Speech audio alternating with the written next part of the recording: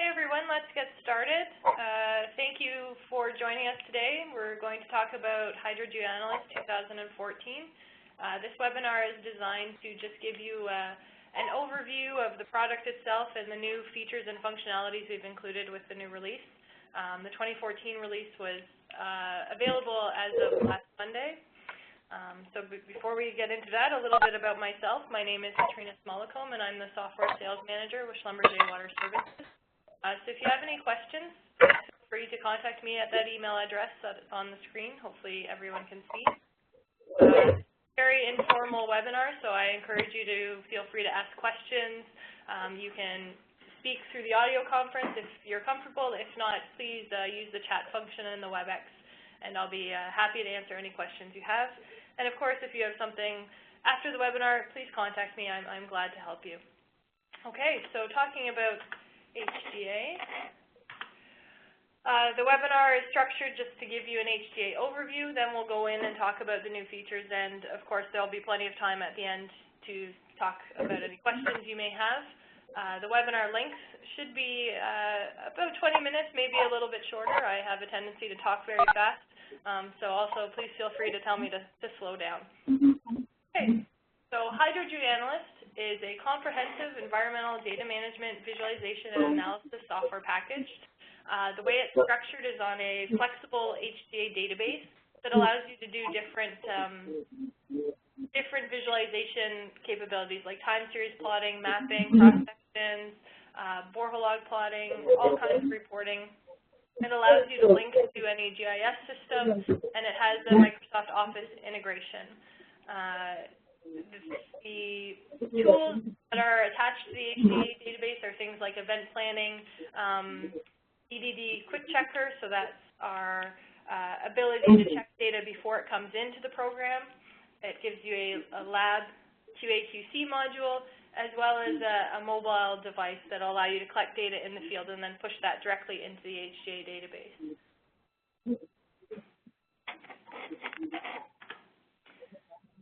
So our product philosophy in this is all of our products provide experimental workflows to adapt to your project.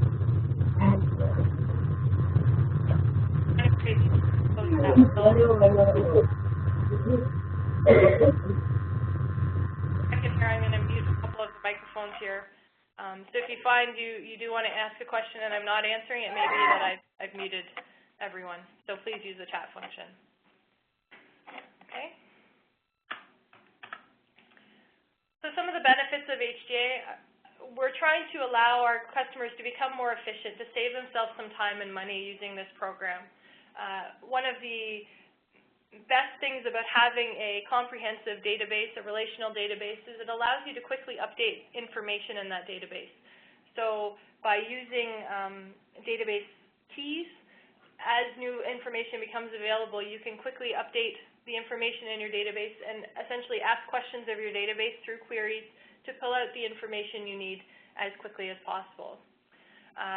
Having all of that information in one centralized database also saves you time so that you don't have to go to different spreadsheets or different files or different people to get the information. It's all in one easily accessible location. And with this, you can then standardize your organization. So one of the things we come across quite frequently is parameter names being called, the same parameter being called different things. And that, it may not be confusing, but for someone trying to report, they may miss information because they didn't realize it was called something differently.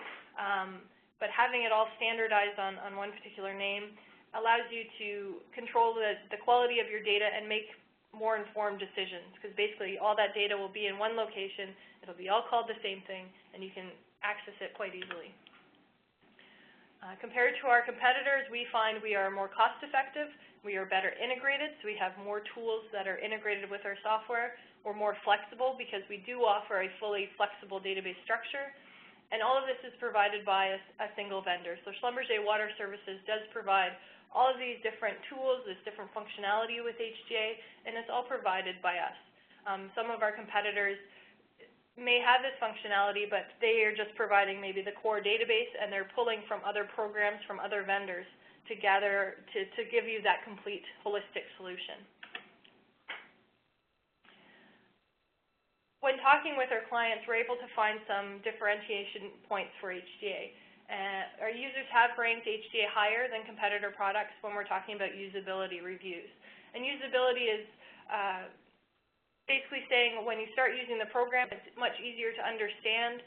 You can quickly navigate within the program to find the tools and the features you need without a lot of investigation on your part as to how to do different things. We use Excel and PowerPoint quite regularly for reporting. We find that most of our clients are familiar with these products, and they find it a lot easier to configure and utilize these products for reporting. It's very hard to compete with some of the features that Excel and PowerPoint have because they're used so regularly, and our clients and customers and ourselves as well are so used to using them that we really are very comfortable making reports from these things. It has a geochemical and pumping test application integration, so that means that with HGA you can quickly load and launch programs to do other analyses. So we link with Aquachem, which is one of our products for geochemical analysis and pumping, and we can link with Aquifer Test, which is a pumping test application. The data model itself, as I mentioned before, is fully customizable, and that means that you can add any table or field to the database that you need for your project. It also has a device-independent mobile data collection piece. So basically, you can go to the field and collect data on your smartphone, a tablet, rugged PC, and validate all the information you've collected in the field, and then upload that to the database as well. So now we'll talk a bit about the new features in HGA 2014.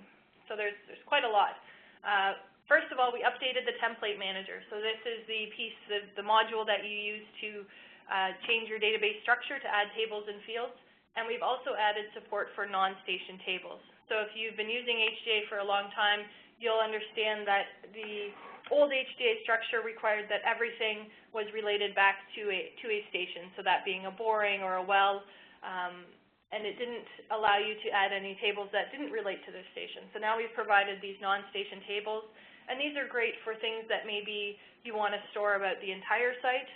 So if you're referencing a certain province or area, if you want to include information about the employees working on that project, if you want to include water quality standards, you can also include these in your project now.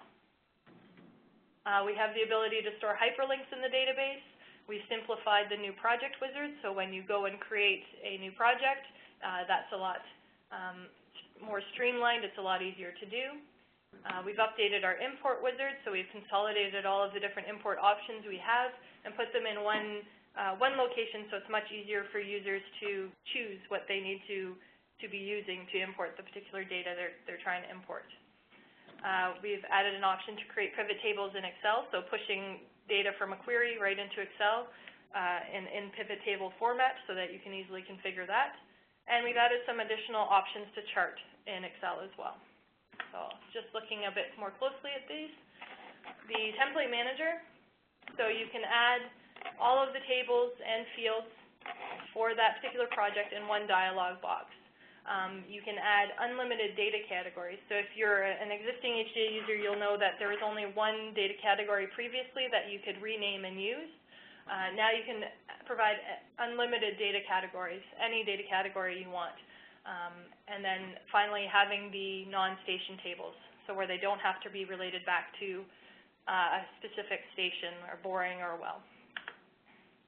So this is just what it looks like. Essentially, you decide you want to add a new table. You put in a table name. You can choose what category you want to assign that to. And then you can add in one dialog box all of the fields associated with that table. And as you're doing that, you get to assign the data type. You get to add auto increments, choose units. And then the checkbox at the bottom says automatic link to station table. If you want it to be related to a specific station in your database, you ensure that you check that on. And if you want it to be a non-station table, you just remove that check mark and click OK. So So in our new database, or our new demo project, excuse me, in HGA, so when you install HGA 2014, you can install a demo project. We've added an example of a non-station table, and we've called this the employees table. So you can open that up, take a look, and sort of see how that's been structured if you're interested in using this new functionality.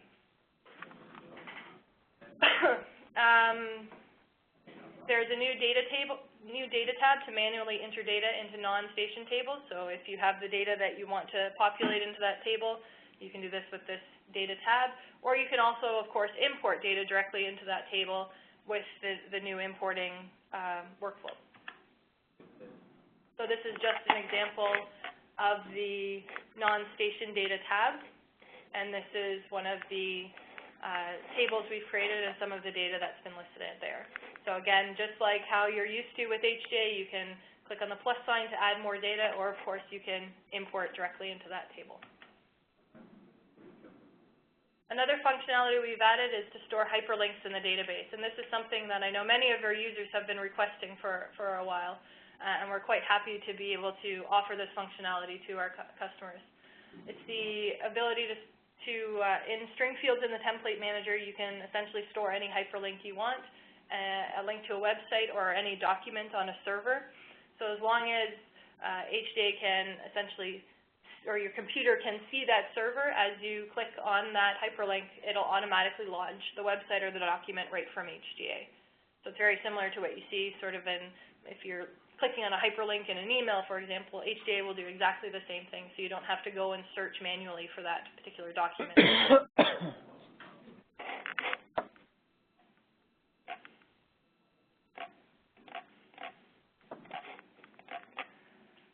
And then we have our new project wizard. So with this, we've streamlined the workflow to create a new project, and we've also included an option to use a local database. Essentially, the local database is something that's installed on your computer with the program, and it's not the SQL Server Express. It's a much lighter version, essentially. One of the struggles that some of our customers have had is with the SQL Server Express or SQL Server prerequisite that HGA needs to house the data. So by having this local database option, you don't need to struggle with that installation anymore. Essentially, the local database, it's much smaller. It's, again, a light version. There are some restrictions in terms of the size of your database and so on. Other people will not be able to access this database, but if you're using it just for your machine, just for a project you're working on, it's a very good alternative. With the new project wizard, you can select a template. So we've provided the environmental template, which is sort of this standardized template that HGA uses, or you can choose no template at all. If you choose the no template option, it adds only the tables and fields that are required by HGA, because HGA does look for certain fields to do things like create cross-sections or do different styles of reporting and so on. So it only will populate the bare minimum, the bare bones that you need to get up and running with HGA. So just a quick look at what it looks like. If you're starting a new project, it asks you to select the data source type to provide an instance name. Or again, you can choose the Microsoft SQL Server, and it'll ask you to choose from a list of available servers or available SQL servers that the program can essentially see over the network. With a SQL Server, it's very similar to how it was in the past. You have a database name. You can choose Windows authentication or SQL Server authentication. The next step is to select a template. In this image here, we've selected no template, so it's just giving you the bare bones that are required by HGA to do some of the visualization. And this is the environmental template, so it's providing a bit more structure to that database. But again, because the database structure is so flexible, you can go in and add tables and fields or remove tables and fields as you need to. And then the project settings, similar to what we had before. You have a project name. You show where you want to store that particular project. You're setting the material specifications, the projection type, the projection, and the units, essentially. Then we have the new import wizard. So this basically took all of the different import options that HGA currently had and put them in one sort of unified system. So with this, we've included a validation of required lists. So if you, in your template manager, have said that that particular field needs to have pieces of information from a list, it can't be anything other than what's on that list. It'll make sure that when you're importing, it's respecting that list. And we've really simplified the field and table mapping. So when you start up the new import option, you have the list of all the options to choose from, whether you're importing your just sort of general information. You know, you have sort of one random spreadsheet you want to include. You can do that very easily. Your EDD, electronic data deliverable, which has been checked by the HGA Quick Checker in Excel. If you have a mobile EDD, so you collected information on your smartphone and now you're ready to submit that or to import that. Any chemical information, so usually information where you have a qualifier with the result. HGA likes to break those apart because of the way the database is structured. If you have any diver information or LAS information.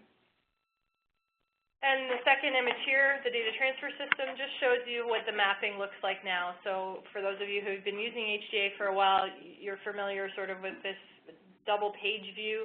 This is just a bit more simplistic. You have what it's called in the destination, so in the HGA database, what the fields are called, and what the field is called in your source file. You give it a unit, and it'll tell you what the source data type is as well. Then we have the pivot tables in Excel. So it's an option that you find on the Data Query tab, and if you look in the upper right-hand corner, you'll see a little icon here. That's what it'll look like. Basically, this option to create pivot tables in Excel is replacing the cross-tab component that HGA used to have. Basically, you're just pushing any saved query to an Excel template, and then in Excel you can use that information, use that pivot table to format it however you need to. HGA provides 2 templates, but again, you can modify these as you need to. There's portrait or a landscape one.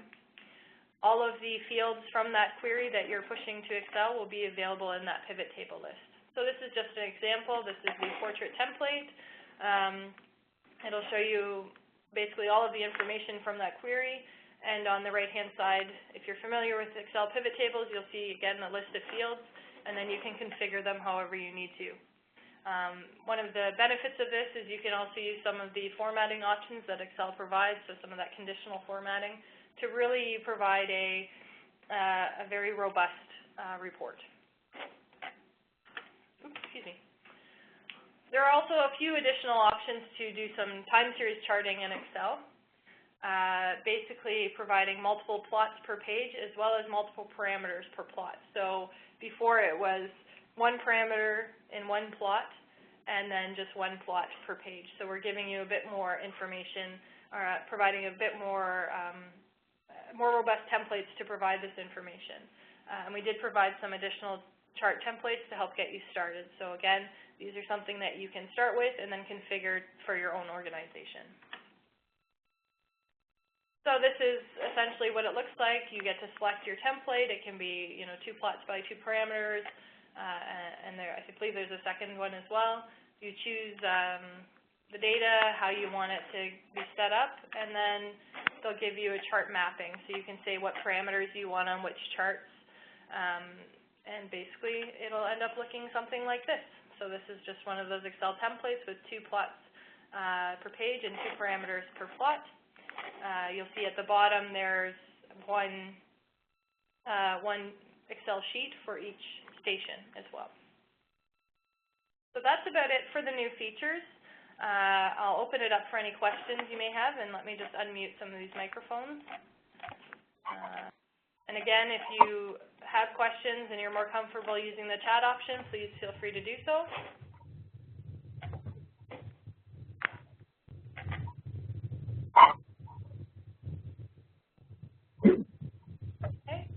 If there are no questions at this time, then if you do have questions later on, or you think of something later on, please feel free to email me or call me. I'm happy to answer at any time. With that, then I'll stop the webinar.